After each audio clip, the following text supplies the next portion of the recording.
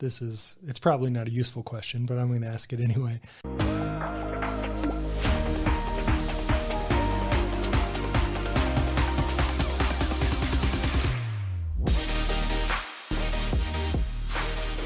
Hey everybody, and welcome back to the Kodiak Shack podcast. Today we have me, your host Vader, as always, and we have Bender here helping us interview Cindi Brothers. She had 28 years in the military, working 10 years active duty and 18 years in the reserves. Then after that, she transitioned into the innovation space, which is one of our favorites, and now she's working at Duality. So Cindi, thank you for being here. Please tell us about yourself.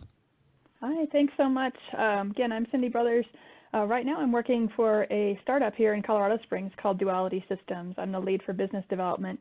We do workforce optimization solutions, but particularly of interest to the DoD. So we do have a dual use technology that's marketed to healthcare and to the Air Force. We do an AI optimized scheduling solution. So we automate what is probably one of the most painful and heart-wrenching types of processes that people do on a daily basis, both on the healthcare side and for the Air Force, and especially some stressed career fields like pilots, aircrew, UAV pilots, and missileers.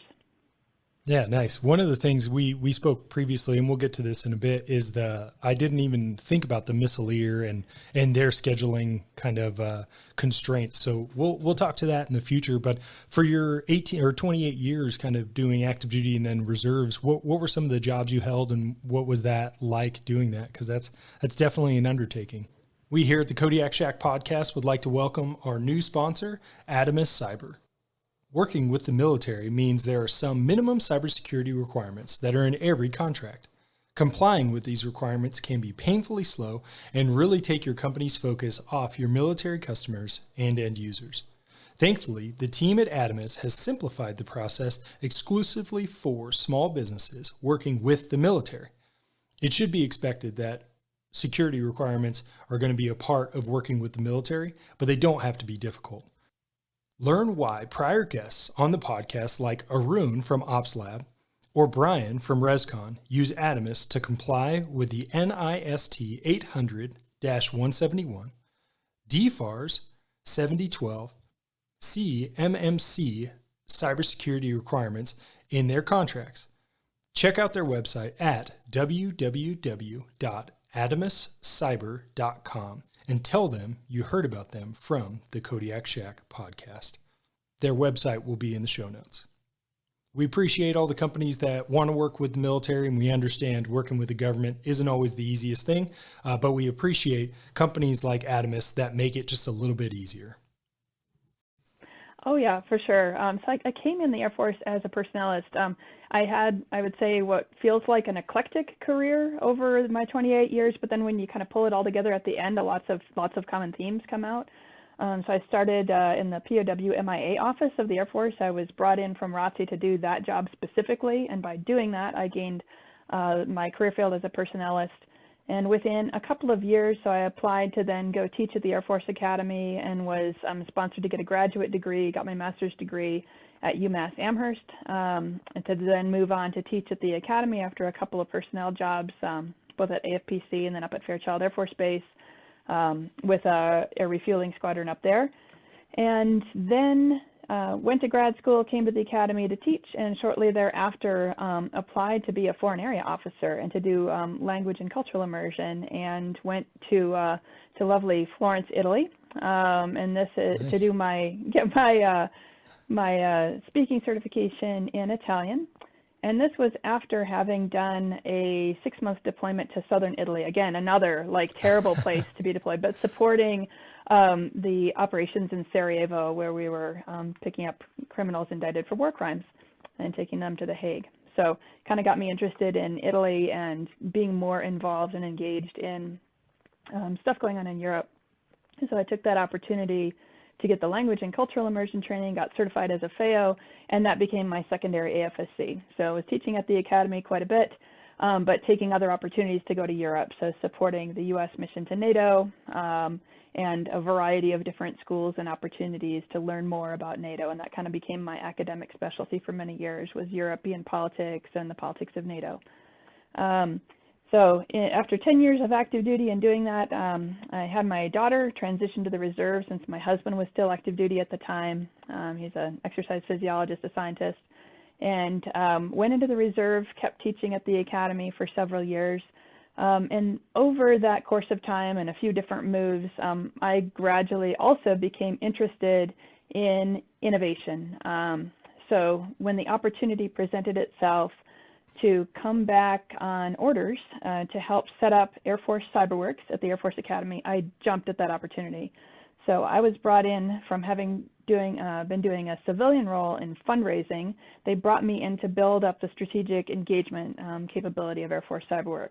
So learning out how to reach out both to Air Force customers and individuals, and then industry partners and other academic partners to really get after what CyberWorx's mission was, which was to focus on human-centered design and creating better technology solutions for the Air Force. Like, not just have this big, ugly contracting mechanism that then delivers you something that the Air Force has to teach people how to use, but to really get after what are the pain points that airmen are experiencing, and how do we get better solutions that can be brought to the force much more easily. So spent several years doing that, as well as going on active duty orders again to both teach at the Air Force Academy and continue doing that role of strategic engagement with Air Force CyberWorx. And that all wrapped up in 2020, which is, perfect time to be transitioning. But I took an opportunity then to attend the Stanford Ignite program. So Stanford Graduate School of Business has a Veterans Ignite program. So encourage people to jump on that if they're at all interested in it, because you leave with a Stanford certificate in innovation and entrepreneurship. And they offered this great deal to veterans. So I took that, had to do it virtually, unfortunately, because of COVID year and everything. But the content and actually the access to people became, I think, even richer than it might have been in person, because everybody was really eager to connect and share information. And, you didn't have to travel hours and hours to do these kinds of things. You could just, have a conversation online real quick and get stuff done. So did that. In my reserve position, I moved into J5, the Joint Staff at the Pentagon, where I was doing political military strategist for Europe, NATO, and Russia. So timing became perfect for that on the reserve side. Really interesting things happening, as you are all well aware. And also then joined a couple of friends as a co-founder to start up Duality Systems. We got some funding from sort of a government-supported accelerator to build out a dual-use technology to market both to government and to healthcare. And that's where we are today. Man, so many topics, and I feel like as you kind of progress through each one, I was like, ooh, I want to talk about that. Oh, I want to talk about that. So I'm going to miss some of them. But the ones that kind of stood out were the things that's really exciting for Bender and I, because we kind of just stayed in our little fighter pilot bubble for our active duty careers, and we didn't realize all the opportunities and things that existed out there. So you kind of highlighted a couple things like the Stanford Ignite program, which is cool because a lot of people are always looking for opportunities to meet people, opportunities to gain insight, and then, opportunities to gain funding. So it sounds like you've had experience with kind of both of those things. So I guess the Stanford Ignite program, how are people, do you have to already have a graduate's degree, or is it just, how are you getting involved in that? So as I understand, it's held once a year, and you submit an application. You'll need a couple of recommendations to say, like, here's my future path, here's the kinds of things that I think that this would be useful for. It helps to have a recommendation or have some contact from somebody who's gone through it before.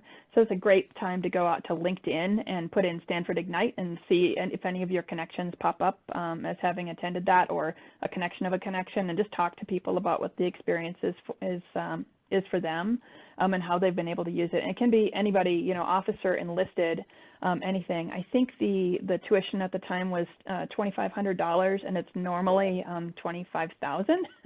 So it's a significant benefit, and just the personal connections and the access to the Stanford professors that you get over the course of these few weeks is just phenomenal. So it's one I highly recommend if you're at all interested in entrepreneurship and innovation, how business does things. Yeah, that's very cool. Well, we've talked to a lot of people who've graduated from the Stanford, the business school there, got their MBA there, and they speak very highly of it. So I assume that would also be great. And then another area that you kind of highlighted was, getting kind of funding through these organizations that did they reach out with a topic and say, hey, we're looking for people to solve this problem? Or how did you get those initial funding to kind of start Duality in that dual use space? I don't remember the entire genesis story of it, but it was a congressman who was interested in both sort of building up higher technology business in Colorado. And so it's like there was a congressional line item to do these types of things. And then the program was run by BMNT partners, which they also support, and they actually weren't connected, but they also support programs like Hacking for Defense. They have a strong interest in trying to build up support for greater and more advanced government technology, innovative technology that can be delivered to warfighters. So I don't remember, like I said, how the whole thing came about, but yes, we applied for it, pitched to them a couple of times, and answered some of their critical questions. That was probably one of the more stressful few weeks of my life. Like, it's just $1.5 million on the line. That's all. Well, and a lot of people, I think, because again, Bender and I are relatively new to the space, and we don't understand all the different avenues. But one of the things that we find interesting is over and over and over, there's different avenues to find success. This is a state-run program that has funding that's outside of your traditional CyberWorx 1, CyberWorx 2, things like that. So I think that's really cool to just learn about that experience so other people understand. Because the other day, Bender and I got told about the commercialization offices at universities. And in most universities in every single state that have the ability to commercialize out of that school. And, that's just something, if you don't realize that, you'd be surprised. Bender, you got any questions so far? Because I've got a bunch. I don't want to steal the show. Yeah, I mean, so do you guys, just kind of going off that, but do you guys also use traditional cyber type funding as well after you got that initial grant? What are you guys working with right now? Yeah. So we started up in September of 2020, like lovely time to trying to be moving into healthcare, right, as everything is totally closed down. But spent that first year really developing the product. And then our first funding sources, and at the moment still one of our largest, is actually Cyber. So we won 2 Cyber phase 1s. We're in the middle of a phase 2 right now, and we just won and started a phase 3. And we've got Nice. a couple more phase 3s that are kind of in the hopper, kind of waiting for them to, to show themselves. But yeah, so Cyber opportunities were fantastic. And the Air Force, I don't know if you've talked to or interviewed other people from AFWorks lately, but they were able to get the open topic, the Cyber open topic, to be a more regular occurrence. So I believe that there are at least 2 opportunities, 2 windows per year where they will have the Cyber open topic.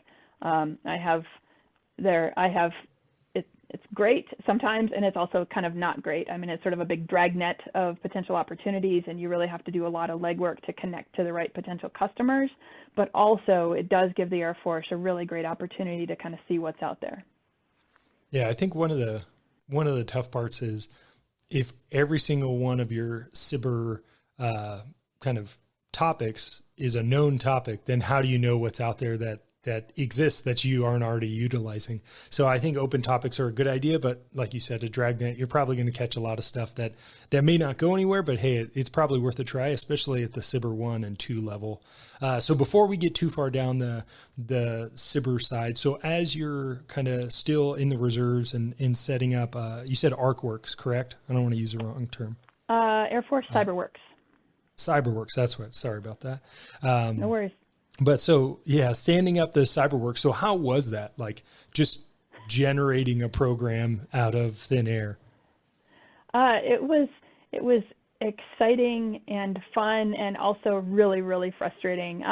So we were at the very beginning of kind of the growth of the innovation ecosystem. So I think our predecessor was DIU. So we spent or Defense Innovation Unit. So we spent a lot of time calling them, okay, how do you do this? How do you do this? How do you get around this? I always had this mantra in my head of, be like water, try to flow around obstacles. There's nonstop obstacles when you're trying to set one of these things up. And there are lots of people who can say no and very few people who can say yes. So you find who can say yes, and you find that path to get connected to the right people, get the right resources. This is a little bit more of like the Navy mentality of if it's not written down, it's permissible, or the Air Force mentality, if it's not written down, you certainly can't do it. So we would try to see the lessons that DIU had learned and push against that.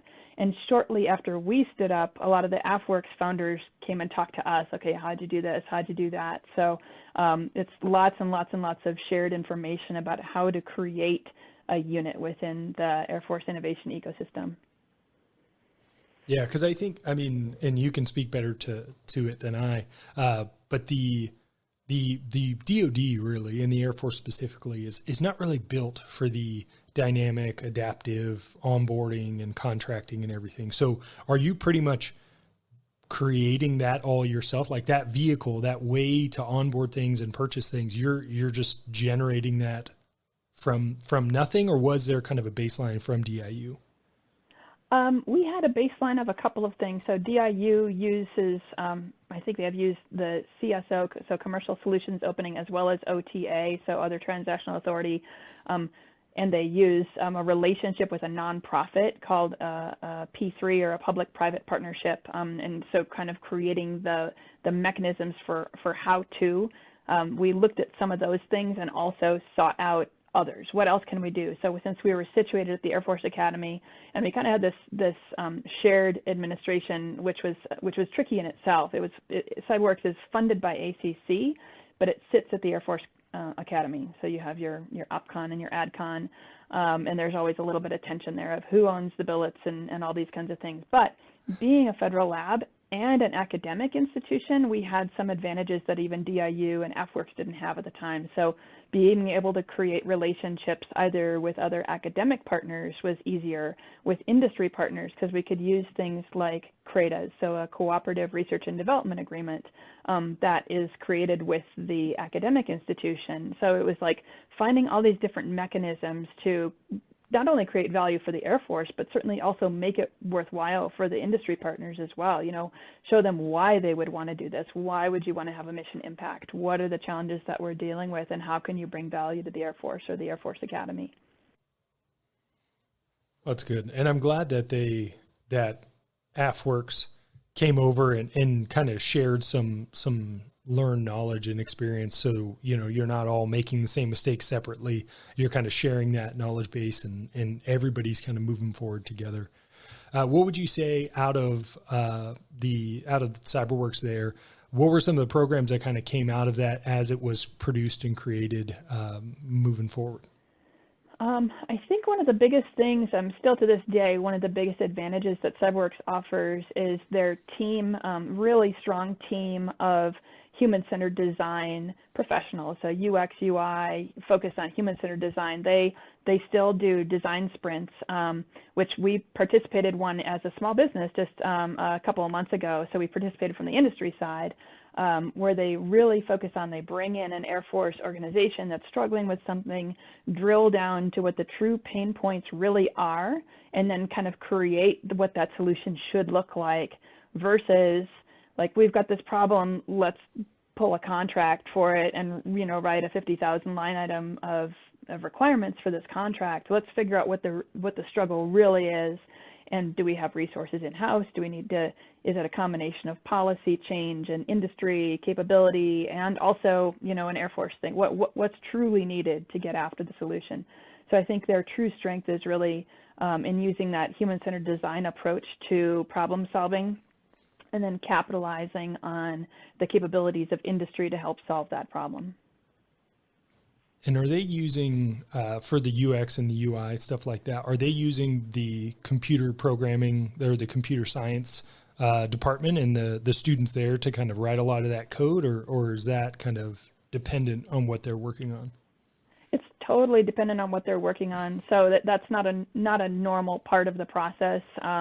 They have a few academic seats that are shared between, say, like Comp Sci and CyberWorx, the law department and CyberWorx. But for the most part, if it's a problem that relates to the computer science department, they might bring in faculty or students. But normally, no, it's the Air Force unit, some members, like some of the stakeholders there, and the users and customers who are feeling that pain point, and then industry or other academic partners that might help work towards the solution.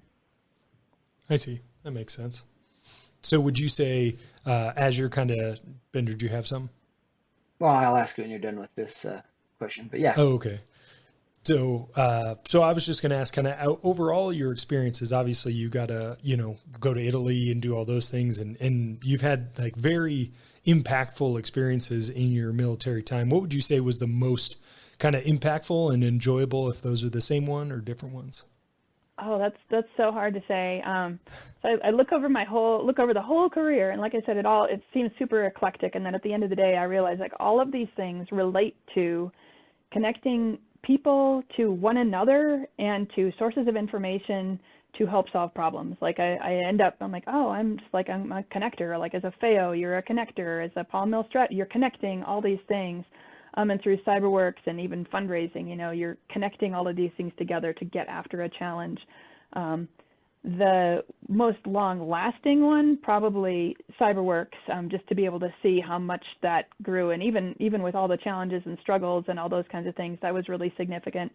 From a military career perspective, my last job as a reservist in J5 on the Joint Staff truly felt the most impactful in that sense. I mean, you're getting stuff from the chairman. We want to get 40 countries together in 5 days in Germany. Go.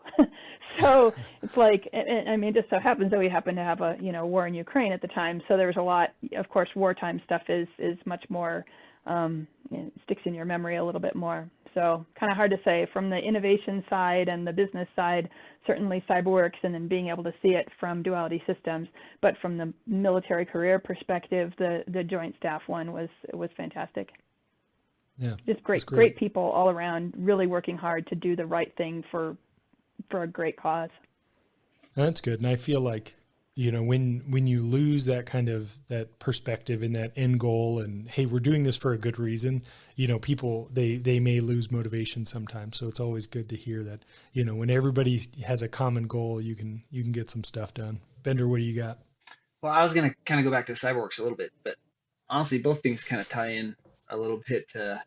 But it's just interesting to hear you talk, because I'm at Hill Air Force Base, where we have 3 active duty F-35 squadrons, and a couple of them have been deployed to NATO since the Russia-Ukraine conflict kind of kicked off. Anyway, so it's interesting to hear your perspective from being at J5, and then also see how these guys were kind of moved around and how that plays on our daily kind of schedule. But it's also interesting to hear you talk about the duality stuff, because at the same time that we're getting sent to Europe and stuff, we have 0 functionality in our scheduling process, like in the same squadrons. So it is interesting that those things, they do tie together, even at the operational level, just from a fighter pilot's perspective. So I was going to ask, like, so CyberWorx has been online for a little while now.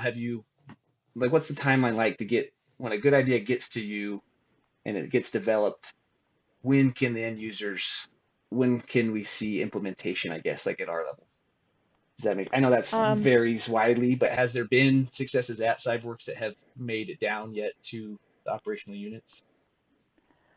Yes, in fact, this ties actually to the 2 sides of my life, like the CyberWorx side and now the Duality Systems side, for what we're doing related to scheduling.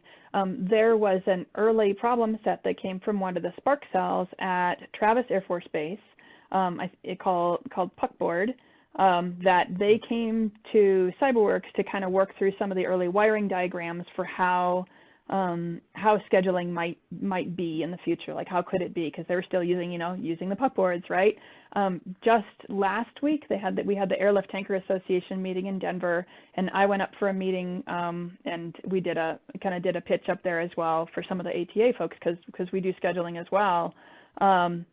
And so this is one that we saw early on in CyberWorx, and now we get to see it from the side where it's like the solution is actually being deployed out to some units.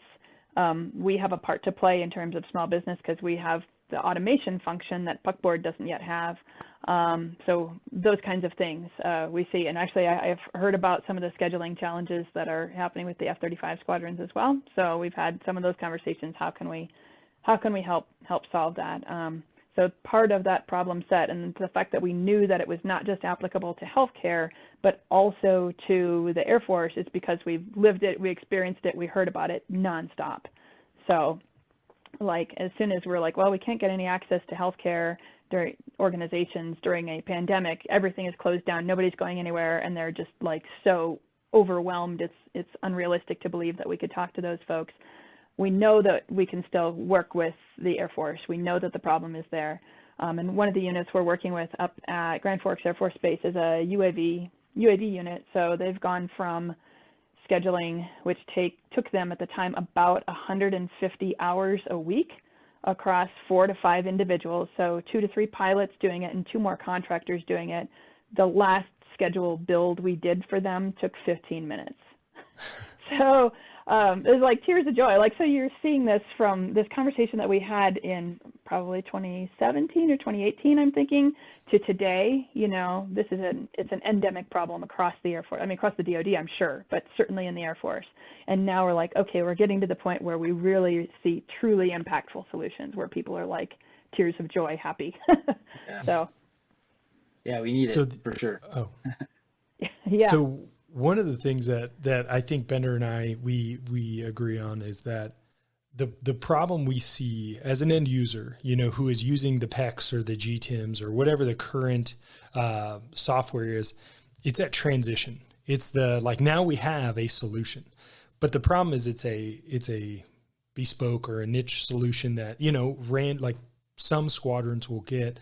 What do you, with your past experience, understand working in the Pentagon and just being in the military, and then now being like an innovation company, how do you see it going from a successful product that people want to have and replacing wholeheartedly a Prime, a GTIMS, or a PEX or something like that? Like, what's that like progression look like?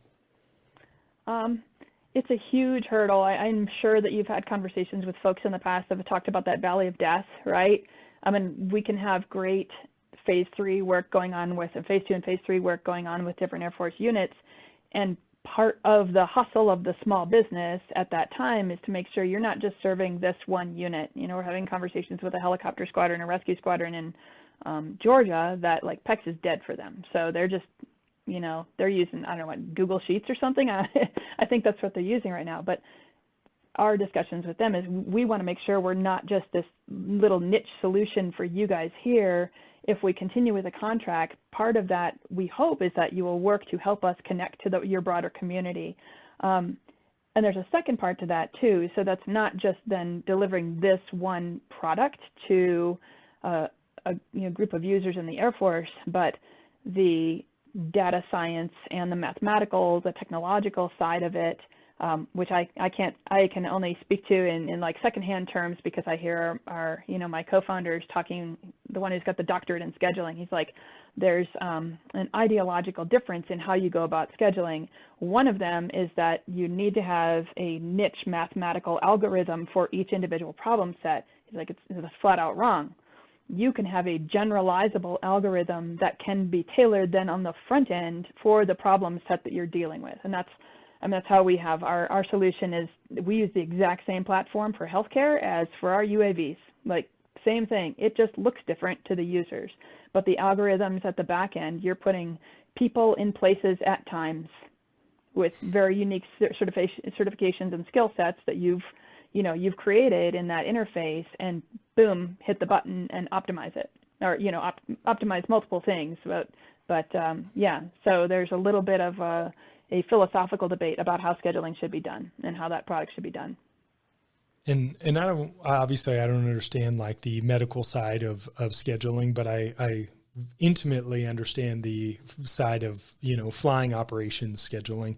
But the big difference that I see there is the built-in attrition that's assumed due to weather, due to airplanes breaking. Because I would assume if a medical person, they're scheduled for a time, they show up, and 99% of the time it probably works out.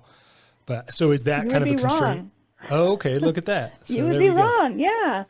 Yeah. Yeah. So they So still there's, have their constraints as well. oh yeah, yeah. So we always say we're focused on like highly complex industries. So in healthcare, for example, the the weather breakage, that kind of corollary in healthcare is somebody calls in sick, especially like in a complex unit like an ER where you're dealing with patient surges at like 30-minute intervals. You need to staff to that kind of complexity. That's one of those things. So somebody calls in sick and all of a sudden there's a cascade of, well, we've lost the person who is certified in cardiac, right? Who could be your, I don't know, your load master, whatever, on the Air Force side. Or, for example, you get a patient surge. All of a sudden, like, for example, here in Colorado right now, we've got a big surge in RSV. So you've got a patient surge. So you've staffed out, you've built your schedule for a month. What do you do when all of a sudden your patient volume jumps up quickly? How do you account for that? How do you change for that? So it's a different flavor, but same kind of complexity, and it can change on a dime, on a moment's notice. Yeah, I guess that makes sense. What about missileers? I've never really interacted with them, but I mean, how is scheduling for them? Is it just long schedules, or I don't understand their situation? They've got a couple different ways that they approach schedules. So they can do sort of like a week-long type of a schedule, or they can do shorter ones, but it's always, crews of 2 above ground and 2 below ground. One of the big challenges for them is, of course, retention. We always joke, if you want to go get your graduate degree, go in missileries, right? You do it online while you're in the hole. But that's a big challenge for them, is to not only balance it out. One of the constraints or the challenges within missileers and missileer wings and units is they've got all these different geographic locations too, and then different transit times to get to these different places. So you've got to build in the travel time, build in multiple locations, ensure you have enough people to be able to do it who are certified. So much like pilots who can go DNIF, missileer, they have a separate acronym that I can't remember what it is, where they can't be on duty. They can't be, not the PRP program, but it's I think DNIA, something along those lines, that can throw complexity in. So you have one person who goes off schedule, then all of a sudden they have to account for that. And it can be sort of a Lego or domino cascade of events across all of the different missile sites. One random sidebar. It's probably not a useful question, but I'm going to ask it anyway. Is it? Do you know if it's like a classified space when they're sitting in the silo? So like they can't bring their cell phone or an Xbox or anything like that? I don't know the answer to that question. I just imagine so. Other than the missileers that we talk to, I haven't known very many over the course of my life. We haven't intersected. Well, yeah. Well, the reason I think of it is because we will sit alert depending on the base you're at and things like that. But the alert shack is like just a nice cozy house that like 2 pilots and like 8 maintainers sit in, at least for F-16s. And you just, you hang out, you check your email, you play on your cell phone, or you play a video game, we watch a movie. So I can, it sounds cool unless you're like sitting in a classified vault for 7 days straight. You're like, all you have is nipper access and sipper access. And you're like, this is lame. This is no wonder. But, yeah, I can't speak to that. Yeah. Well, that's cool though exactly. Our audience. The next time we have a meet, I'll ask. We talk with them again next week. I'll ask the question. Perfect. Yeah, I'm looking forward to closing the loop on that one. But that's awesome that you're kind of trying to solve the problems across multiple problem sets, like whether it's in the medical side or missileers or drones or anything like that. Because Bender and I, we grew up together. Pilot training scheduling is terrible, like B Corps scheduling, CAF scheduling, all of it's bad. So, if there's an opportunity for that to be solved, we've seen it before. We've talked about it before that I think there was a paper in the 1980s that was written about solving the scheduling problem. So it's like, man, we've taken a long time, but hopefully we're getting there now. So can you speak a little more in depth just about exactly what Duality is doing with its AI process? Obviously we've talked about who you're helping, but kind of specifically to the software. Oh, for sure. Yeah, I mean, and one of the things that's a common thread among all those communities, all those users, um, is retention and use of time. So in healthcare, it's a big drain on retention. Like you're brought in as a nurse, you're trained for, to take care of people. And when you're spending, 20 hours a week just messing around with a spreadsheet, that is probably not, it doesn't feel like it's your best use of time. And then people, no matter what, they typically hate the results. So no matter what, like people always feel as if they're getting the short end of the stick. So one of our co-founders is a clinical nurse manager. I mean, that was the genesis of the problem and she's like, I would spend hours and hours and hours trying to build this schedule to keep everybody happy. And no matter what, I can't do it. Because this is the nerdy math side, say you're scheduling for 25 people over the course of a month in a healthcare unit with all these different certifications and licensures and time off and stuff like that. That's over 7,000 variables that they have to take into account to create a good schedule. We know intuitively a computer can do that better, right? And can do it faster. So also with our AI, we are not only optimizing to fill these critical types of shifts and things like that, where there's a lot of different complexity, but also we bring in personal preference. So we do like a sort of a stitch fix type of an interview within the application when users log in, like when do you like to work? Not just which days do you want on and off and which shifts do you want, but what do you like your cadence of work to look like? And that's different for everybody. If you're a senior nurse or, senior pilot, right?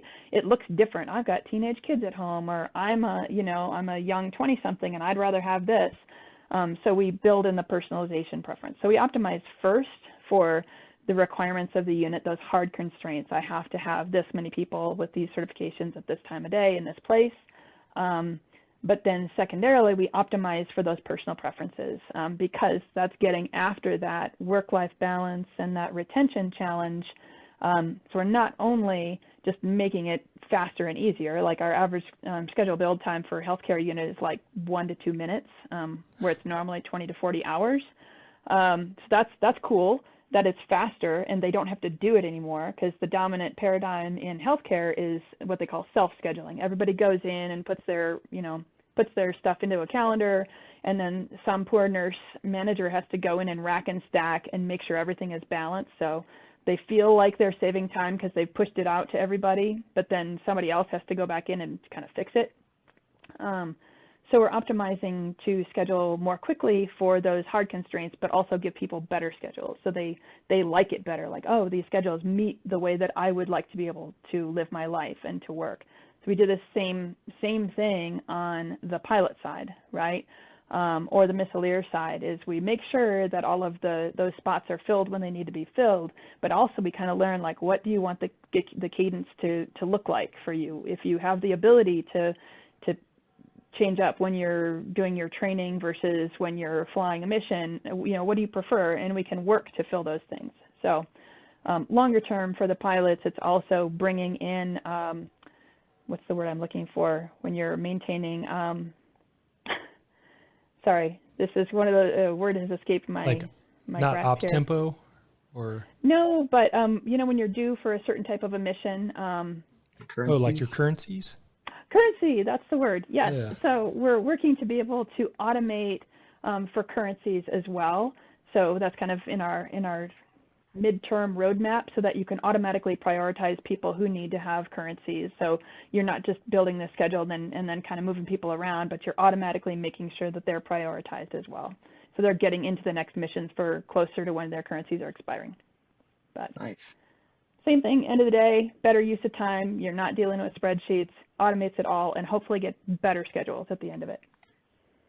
Do they have the ability to reflow the schedule? Like for instance, we call them grenades at least in the fighter squadrons. Like the schedule will finally be set after 150 hours of effort or whatever, and then like 4 days goes by and you're in the middle of the execution of that week's schedule and somebody drops a grenade, i.e. like they have meetings that they have to go to and then they fall out of the flight and then the whole thing has to re-roll for the rest of the week. Is that all part of the automation as well? Like it has the ability to find backups and plug holes and that kind of stuff? Yeah, so when the algorithm runs, it automatically calculates for any individual disruption, every single position in a shift or a schedule, every single one. And so each individual can go in, if they fall out, like nurse calls in, pilot can't, whatever, right? It automatically puts in the suggestions for, here's not only the people who are qualified for that shift, pick one or notify them all, see who can take it, but also then it'll rank order them based on their personal preferences, like who's most likely to take it because it better fits with the way that they would like to work. And they haven't already met their, their max hours. You can put in all those constraints, right? They aren't already overtime for the day or whatever. So it automatically pre-calculates for that. So you just go boom, hit a button, notify them all, and they can be plugged into the shift. That's pretty full up. I mean, I'm ready to buy this thing right now for Hill. So. It's pretty cool. You probably should. Yeah. Seriously though, like when we're done here, I'm going to get you in contact with our scheduling shops. I don't even know if there's a Spark cell at Hill. I doubt that there is, but somebody's got to get this because right now we're working on Excel basically. Yeah, I know. So I've talked to the Air National Guard commander who's out there. He wants the same thing, but it's for they have tankers. The solid tankers. Yeah, I think there might be a Spark cell out there, but I don't recall. I can look on the AFWorks map too and find out. They have the listing of where all the Spark cells are. Nice. Yeah, it's hit or miss sometimes. A lot of times I've noticed that the CAF squadrons, just because they're so busy, they don't do a ton of the Spark cell stuff, even though they may have one. It's just kind of, or at least the ops side doesn't really interact, and it's much more like a non-op, the support side of it. But the one thing that I appreciated, and I think there's going to have to be a paradigm shift, at least in the fighter squadron, because you said like, hey, you can put your own like scheduling preferences in, and it'll accommodate for that. Because in the fighter squadron, do you know what a PFA is? Have you ever heard of that? If it's not the physical fitness assessment, no. No, yeah. So it's in the nice way to say it is personal freaking agenda. So someone has their PFAs, and it's effectively saying like, oh, you want a schedule that accommodates your life.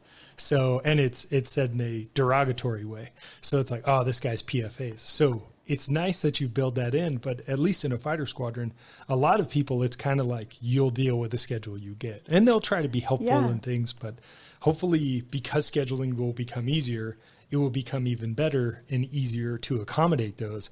And maybe it won't be such a problem to accommodate PFAs. Well, that's the biggest cultural change that cultural shift we're having to change management process you have to deal with on the Air Force side is like, you can account for personal preference. If you want to have a conversation about retention, let's talk about those kinds of things. I mean, the whole zeitgeist of, this generation has been, and things we've learned from COVID is like, there's more to life than work, right? The whole pandemic and shutdown, like you see this huge change in the workforce. We can do things to account for preferences, and that's not bad. But that's probably the biggest change management hurdle on the Air Force side. So we had conversations with scheduling cyber mission teams, even the schedule conversations with the missileers. They're like, can we turn that off? And so I'm like, I feel like we need to have this conversation. Like, are you sure you want to? I mean, let's talk retention. Yeah. It's possible. It's okay to let people have preferences, and if we can work to do better by them, maybe we should. The change management side on healthcare, it's funny, they have a different change management challenge. They're all about giving people preferences for retention. They understand that connection there, that you'll hang on to people better if you can do that. For them, it's the letting go of the process, the hands off that automation can bring. Whereas the Air Force folks are like, heck yeah, automate it, do it. I don't want to touch that anymore. So it's two different hurdles. Well, everybody says that except the DO, because in a fighter squadron, the DO owns the schedule. So everyone wants to be hands off, and then the DO is like, let me put my hands in there for sure. Yeah. I think that's what you've, having built schedules and having been a scheduling like shop chief, you can build a schedule that objectively meets the intent, but it doesn't subjectively meet the DO's desires, so he can say like, I don't want, even though that is exactly what I asked for, I don't want those people flying exactly what I asked for. And you're like, come on. So I think there's, like you said, there's going to have to be, Yeah, well, and like the problem is it's the second and third order effects. On Monday, we move a guy from first go to second go because it makes sense. Air quotes, makes sense. But then Tuesday, Wednesday, Thursday, and Friday, all, like Bender said, get grenaded because we changed Monday. And so that's what we end up having, at least in my experience. And some DOs are better than others, but you'll run into problems where you can have a computer objectively build a good schedule, but it doesn't meet that, whatever that nebulous answer is that the DO is looking for. So I think that is going to be one of the challenges, at least with some DOs moving forward, of, hey, I know it is correct, but it's not the correct I'm looking for. But again, like hopefully, because it takes minutes to schedule, you just hit enter again, and then you get a whole new schedule and can lock what you want and don't want and all that. And I will begrudgingly say we do give, like, there's different levels of permissions in the system. So we do give people that God power. You can move folks around, but it's that conversation of, are you like, just try this, just try this. Yeah. So see what happens when you try this. So. And I think one of the things is someone has to do exactly what you said. They have to try. Like, hey, give it 3 weeks, give it a month. Like, let this build your schedule and rebuild your schedule for a month. And just see what happens, and if the world catches on fire, you can go back to the old way. But if it doesn't, but I think there's going to be that shift of, hey, Bender and I, we grew up in that. And I assume, when Bender is a DO, he can be the same DO we always have been. I always gave my schedulers, we'd give them scheduling priorities. And number one, of course, was like, make sure Bender's taken care of. And then 2 through whatever, who cares? Not important. As long as that can be in the algorithm, I'm good. Yeah, we reluctantly had to put that in, like, you can manually schedule, like, if you want to. Are you sure that's what you really want to do? And that was like the same thing on the healthcare side. Like, some people who'd been scheduling, it's peer-to-peer scheduling, same as you guys, right? They've been doing it forever. It's hard to let go.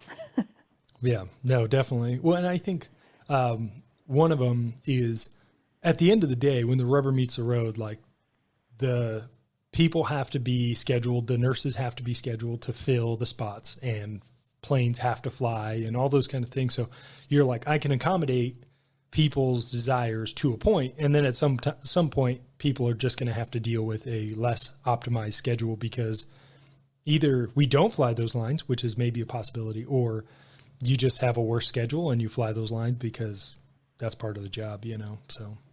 Yeah, or worst case, you don't have enough people to do it. Oh, you need X, Y, Z. You just don't have that. Like, yeah. So one of the healthcare organizations we're dealing with, they're like 50% staffed. We can only optimize so much.